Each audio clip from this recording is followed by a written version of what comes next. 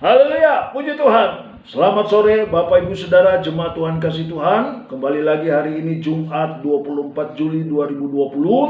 Kita ada dalam ibadah doa dan renungan pembelajaran firman Tuhan. Bapak Ibu Saudara jemaat Tuhan siap melalui online, dan biarlah berkat Tuhan akan tetap ada menyertai kita semua. Kembali kita boleh dikuatkan, terus belajar mengerti dan memahami rencana Tuhan lebih jauh dalam hidup beriman kita kepada Tuhan. Puji Tuhan, kita berdoa terlebih dahulu.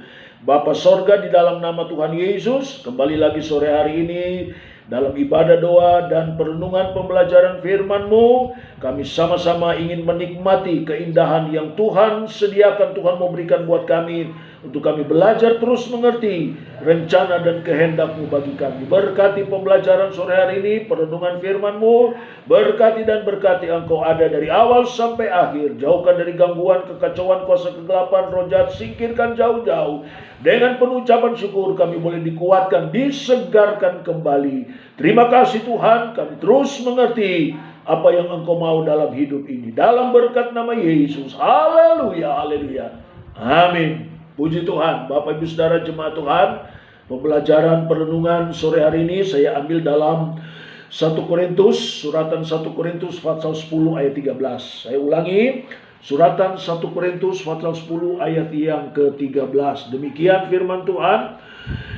Pencobaan-pencobaan yang kamu alami ialah pencobaan-pencobaan biasa yang tidak melebihi kekuatan manusia.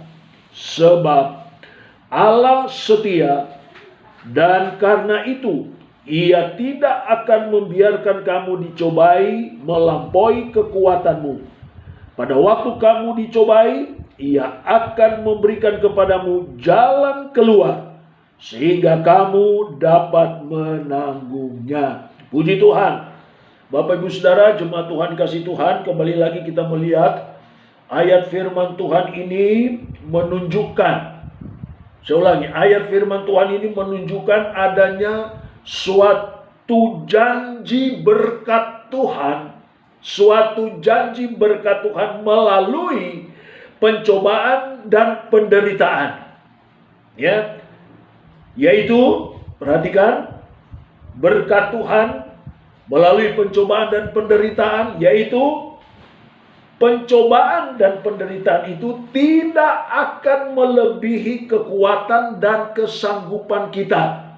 Nah, pencobaan itu tidak akan melebihi kekuatan dan kesanggupan kita. Kemudian, dalam setiap pencobaan penderitaan yang kita alami, pasti Tuhan akan memberikan jalan keluar. Nah, inilah berkat itu. Ya, saudara-saudara, Bapak Ibu jemaat Tuhan, ya, berkat itu bukan hanya sekedar kita terima amplop lalu berisi uang di dalamnya. Ya, itu juga iya, tetapi kita melihat dalam penderitaan percobaan itu ada janji berkat Allah, di mana justru pencobaan penderitaan itu tidak akan melebihi kekuatan kemampuan kita, dan sudah pasti kalau toh kita harus mengalami, akan ada jalan keluar yang Tuhan sediakan. Puji Tuhan. Bapak Ibu Saudara jemaat Tuhan, secara akal, pikiran, dan kemauan manusia, maka tentu tidak ada seorang pun yang menginginkan pencobaan penderitaan itu datang dalam hidupnya. Ya, tentu tidak ada seorang yang mau mengalami. Mengapa? Mengapa? Sebab hal ini akan membuat manusia menjadi bingung, menjadi gelisah, menjadi resah, ya, saudara-saudara, bahkan menjadi takut. Ya, coba kita perhatikan saja. Ya, jika sudah begitu menekan, saudara-saudara, pencobaan, kesulitan, apalagi nggak selesai-selesai, saudara, maka manusia akan menjadi bingung, gelisah, resah, bahkan menjadi takut. Tetapi marilah saudara, Bapak Ibu, saudara jemaat Tuhan, sebagai anak Tuhan, sebagai orang beriman kepada Tuhan Yesus, saya seringkali katakan, mari kita kembali kepada firman Tuhan. Mari kita melihat kebesaran Tuhan melalui firman-Nya buat kita. Ya, saudara-saudara, Sebagai orang beriman, orang percaya kepada Tuhan, kita harus tahu dan menyadari, ya, kalau toh pencobaan penderita itu datang, kita harus tahu dan menyadari apa itu. Di dalam 2 Timotius pasalnya yang ketiga, ayatnya yang ke-12, di sana dikatakan, memang setiap orang yang mau hidup beribadah di dalam Kristus Yesus akan menderita aniaya. Menunjukkan bahwa kita tidak akan luput dari yang namanya pencobaan, penderitaan, aniaya.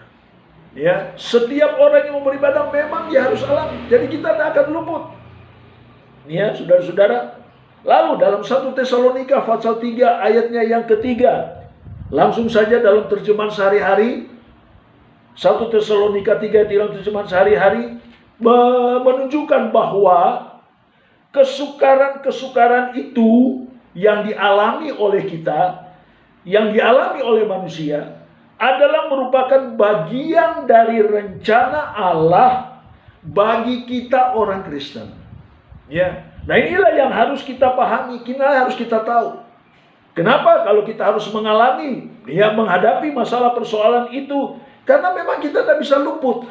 Ya, kita harus alami, kita harus hadapi. Dan yang kedua, saudara-saudara, bahwa pencobaan, kesukaran adalah merupakan bagian dari rencana Allah bagi kita orang Kristen. Mengapa? Mengapa saudara-saudara? Kita tidak bisa lepas, dan itu adalah merupakan bagian daripada rencana Allah. Di dalam suratan Yakobus pasalnya yang pertama, ayatnya yang kedua, dan ayatnya yang ke-12. Yakobus pasalnya yang pertama, ayatnya yang kedua dan ayat 12. Saudara-saudaraku, anggaplah sebagai suatu kebahagiaan apabila kamu jatuh ke dalam berbagai-bagai pencobaan. Lalu ayat yang ke-12. Berbahagialah orang yang bertahan dalam pencobaan. Sebab apabila ia sudah tahan uji, ia akan menerima mahkota kehidupan yang dijanjikan Allah kepada barang siapa yang mengasihi Dia. Ya, inilah mengapa kita harus memahami, belajar. Ya, memang kita harus terima, harus alami, dan itu adalah merupakan bagian dari rencana Allah, saudara-saudara. Karena orang yang bertahan di dalam pencobaan, ya, orang yang mau masuk di dalam pencobaan, dia adalah orang yang berbahagia. Dan firman Allah katakan dia akan menerima mahkota kehidupan. Ya, puji Tuhan. Bapak Ibu Saudara, jemaat Tuhan, penderitaan, pencobaan dalam kekristenan, dalam hidup orang beriman, sebenarnya justru akan mendewasakan orang tersebut dalam iman dan karakternya. Ya, kita perhatikan itu. Sebenarnya pencobaan, kesukaran dalam kehidupan beriman, kehidupan kekristenan kita, kalau kita mau belajar, memahami, mengerti apa maksud rencana Allah, justru akan mendewasakan kita, mendewasakan orang tersebut dalam iman dan karakternya. Tetapi sekali lagi, mengapa banyak orang Kristen, mengapa banyak orang beriman kepada Tuhan Yesus tidak dapat mengalami janji berkat Tuhan melalui penderitaan dan pencobaan? Kenapa mereka tidak bisa melalui? Ya, sehingga sulit untuk mengatasi, sulit untuk mengerti, sulit untuk memahami, ya, pengertian arti dari ayat pokok ini. Sulit untuk mengerti, memahami pengertian dari 1 Korintus 10 ayat 13. Penyebabnya, kenapa? Karena kekristenan, karena hidup beriman itu, kekristenan, hidup beriman tidak bertumbuh, tidak menjadi dewasa. Nah ini, ya, hanya begitu-begitu saja. Tidak bertumbuh, tidak menjadi dewasa. Itulah sebabnya tidak bisa memahami, tidak bisa mengerti, ya, dan selalu muncul rasa bingung, rasa gelisah, rasa resah. Tapi mari sebagai orang yang beriman kepada Tuhan, saudara, kita kembali untuk melihat kebesaran Tuhan. Ya, justru dengan adanya masalah persoalan kita didewasakan, iman kita bertumbuh menjadi dewasa. Nah, bagaimana supaya kekristenan itu hidup? Bagaimana kekristenan itu bertumbuh melalui penderitaan dan pencobaan? Bagaimana? Ya, di dalam suratan Kolose, pasalnya yang pertama, Kolose pasalnya yang pertama, ayat yang ke-9 bagian B, dan langsung kepada ayat 10 bagian B. Perhatikan ya, bagaimana kekristenan itu hidup bertumbuh ya dalam penderitaan, dalam pencobaan. Kolose pasalnya yang pertama, ayatnya yang ke-9 bagian B berkata, kami meminta supaya kamu menerima segala hikmat dan pengertian yang benar untuk mengetahui kehendak Tuhan dengan sempurna. Ayat 10 bagian B, dan bertumbuh dalam pengetahuan yang benar tentang Allah. Ini, saudara, mari kita masuk dalam pengalaman ini. Mari kita ada dalam pemahaman ini. Menerima pengertian dan hikmat yang benar untuk mengetahui kehendak Tuhan dan bertumbuh dalam pengertian itu. Bertumbuh dalam pengetahuan yang benar tentang Allah. Puji Tuhan. Bapak Ibu Saudara kasih Tuhan, inilah yang menjadi kunci untuk kita dapat melihat dan mengalami keindahan dari pencobaan dan penderitaan Tuhan. Penderitaan itu, inilah kunci itu. Ya, belajar terus memahami, mengerti. Ya, saudara-saudara, hikmat yang benar, pemahaman yang benar untuk mengetahui kehendak Tuhan. Ya, dan terus bertumbuh dalam pengenalan yang benar akan Tuhan. Puji Tuhan. Saudara-saudara, dalam 2 Korintus pasalnya yang keempat, ayatnya yang ke-7. 2 Korintus pasal yang keempat, ayatnya yang ke-7, 17. 2 Korintus pasal 4 ayat yang ke-17, di sana dikatakan, sebab penderitaan ringan yang sekarang ini mengerjakan bagi kami kemuliaan kekal yang melebihi segala-galanya, jauh lebih besar daripada penderitaan kami. Penderitaan itu mengerjakan kemuliaan, ya, mengerjakan kemuliaan. Kata kemuliaan, ya, ada dua makna. Pemahaman kata kemuliaan ada dua makna, yaitu kemuliaan sebagai sinar kemuliaan Allah, saudara-saudara, dan kemuliaan yang adalah merupakan karakter, sifat-sifat ilahi.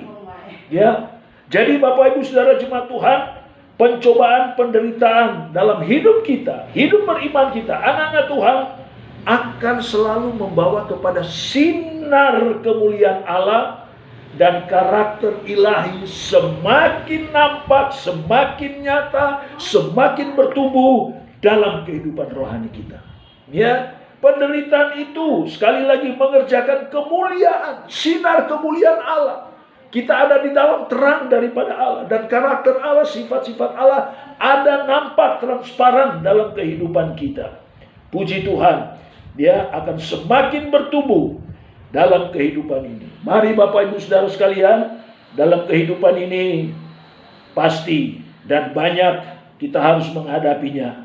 Ya, kita harus melaluinya. Ya, dan terkadang membuat kita akan merasa sepertinya tertekan dan merasa menderita. Tapi mari kembali lagi melalui firman Allah kita dinasihati, dianjurkan, ya, kiranya nasihat-nasihat firman Allah ini ia akan mendorong kita, mari, akan membawa kita untuk lebih tetap yakin, ya, percayalah kepada Tuhan. Ya, Yohanes 14 itu Yesus katakan, percayalah kepadaku.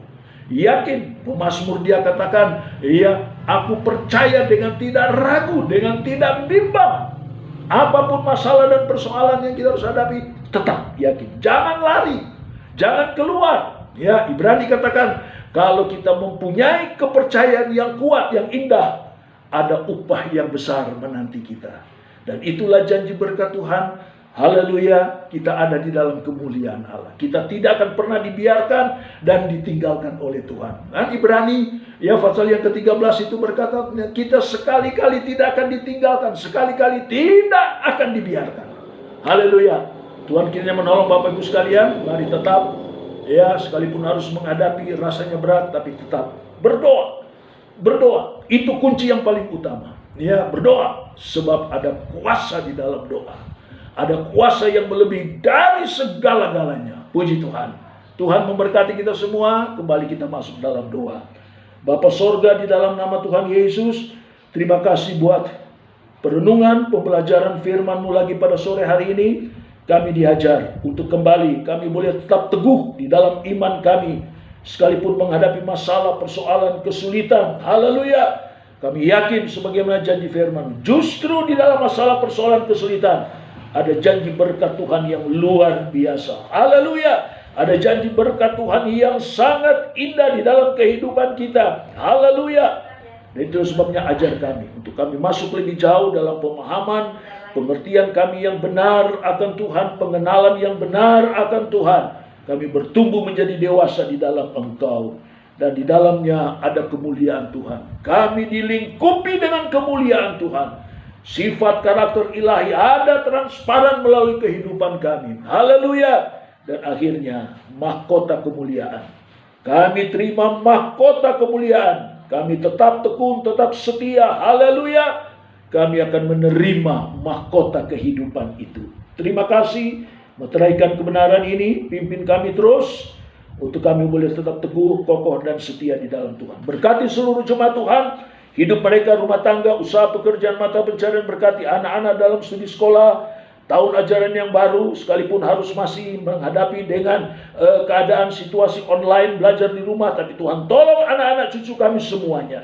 Berkati jemaat Tuhan dalam segala sesuatu. Kembali lagi hamba-Mu berdoa. Apa yang mereka beri dan buat bagi Tuhan pekerjaan-Mu. Janji berkat Allah Kau limpahkan semuanya firman-Mu. Berpuluh anak milik Tuhan yang harus mereka kembalikan. Firman-Mu akan terus mengajar mengingatkannya. Dan sebagaimana janji firman, tingkap-tingkap sorga, pintu langit sorga, terus Tuhan buka dan curahkan dengan limpahnya, tiada henti-hentinya kepada jemaat ini. Yang lemah sudah dikuatkan, yang susah sudah dihiburkan, yang menghadapi masalah persoalan terima kemenangan, dan yang sakit sudah sembuh. Beberapa jemaat Tuhan yang dalam keadaan sakit, Tuhan yang tahu mereka, hamba-Mu berdoa, lawati kunjungi mereka, tangan-Mu terulur menjamah dalam nama Yesus, mereka sudah sembuh. Terima kemenangan, terima berkat yang besar daripada Tuhan. Dalam berkat nama Yesus. Kami tutup ibadah doa dan perenungan pembelajaran firman-Mu sore hari ini. Haleluya, haleluya. Semua yang percaya berkata, amin. Tuhan memberkati Bapak Ibu Saudara sekalian.